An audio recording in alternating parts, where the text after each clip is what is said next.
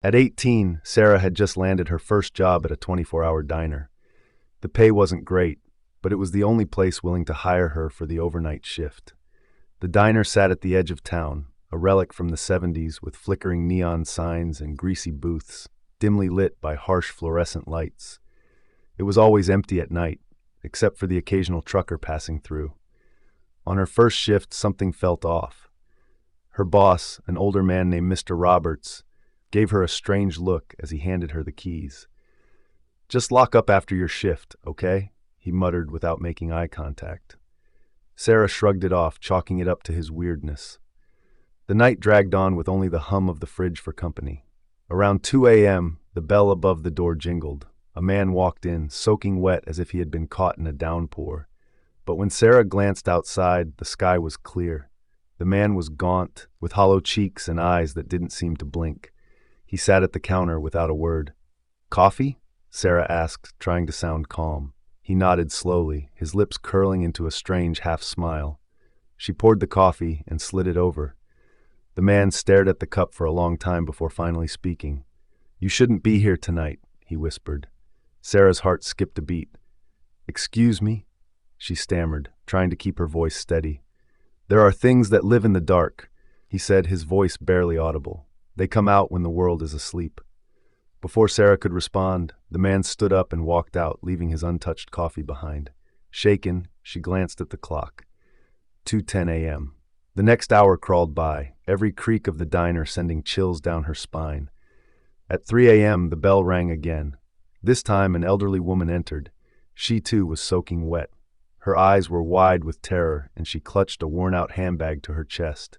"Please," she begged as she approached the counter. "Can you help me?" Sarah took a step back, unnerved by the woman's appearance. "What's wrong?" The woman leaned in, her voice trembling.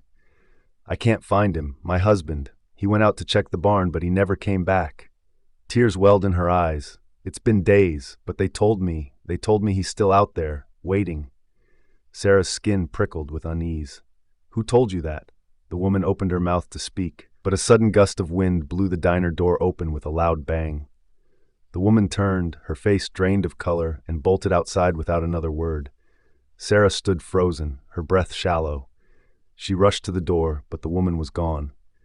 She stepped out into the cool night air, scanning the parking lot, but there was no sign of anyone. The town was eerily quiet, save for the distant howl of the wind. Suddenly, the door slammed shut behind her, trapping her outside. She jiggled the handle, but it wouldn't budge. Her keys were inside. Panic surged through her. She pounded on the glass, but the diner remained silent, empty.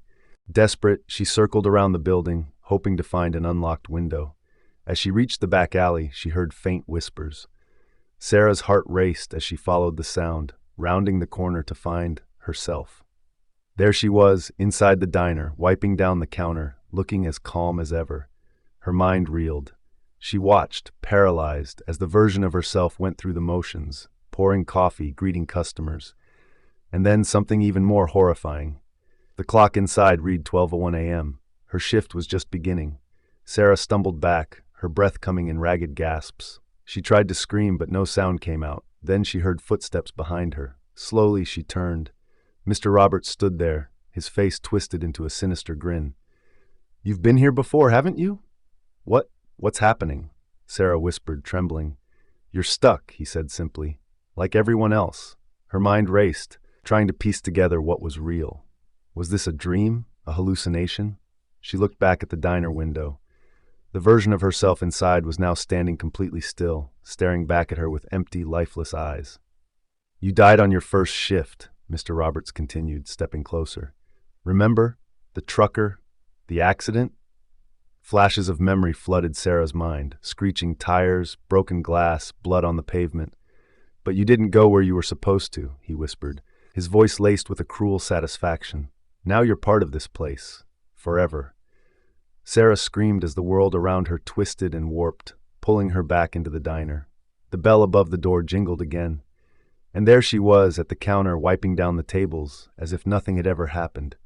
Except now, she knew, the shift would never end, and neither would she.